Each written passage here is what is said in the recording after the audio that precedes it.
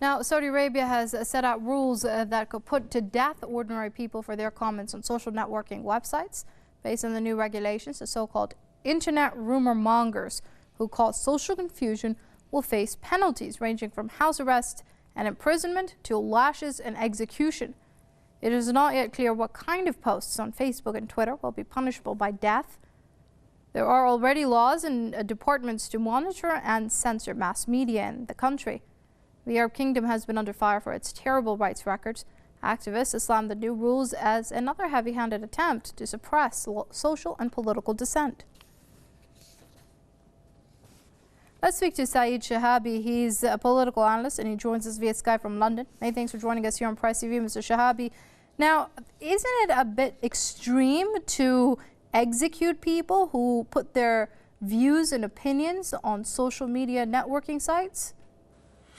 Thank you very much. What has Ali Al-Namr, who was 17 when he joined an anti-regime protest, what did he do other than expressing his view that he wanted some reform in the kingdom of silence of the Saudis? Nothing more than that has been used to condemn him to death. Now, people in Saudi Arabia are simply not allowed to speak anything about what they want in their country. They cannot ask for change of government. They cannot ask for a constitution. They cannot ask for real real representative government or monitoring or accountancy of the Saudi officials. So people who express a view outside the official view is regarded as anti-state, as spreading corruption on earth, and their punishment is death. This is normal in Saudi Arabia. Nothing new about that at all, except that it is being codified, it is being legalized. And unfortunately, there are many in the West who are ready to accept that codification. Right, Mr. Shahabi, speaking of this codification, do you think that it shows basically the weakness of the House of Saud and its position of power in the kingdom, that it is afraid of even a simple tweet?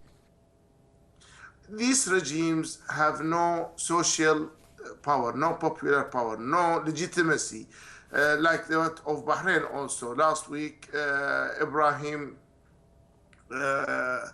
a man who has just expressed outrage at the Mina incident in Bahrain, in Saudi Arabia, by the Saudis, he himself was arrested and is likely to be condemned to long terms of imprisonment.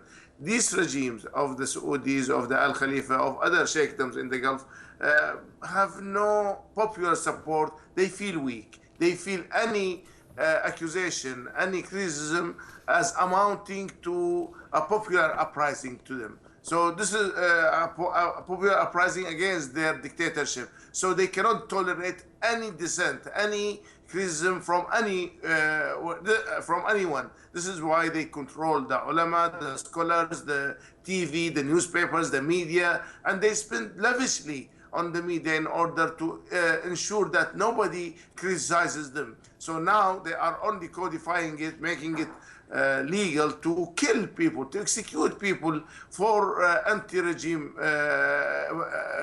remarks. Now this is, of course, absolutely rejected and refused, and of course condemned by the human rights world. But unfortunately, as long as they have the support of the West, they can do whatever they want. They are bombing Yemen for what? What did the Yemenis do? Probably some of them said something against the Saudis, but nothing more than that. Indeed. Yet they are condemned for what they are doing by bombing. So unfortunately, the Saudis are condemned to death because of this regime, which is intolerable to any form of criticism. Okay, that's political analyst Saeed Shahabi joining us via Skype from London. Mr. Shahabi, it's always good to talk to you here on Press TV.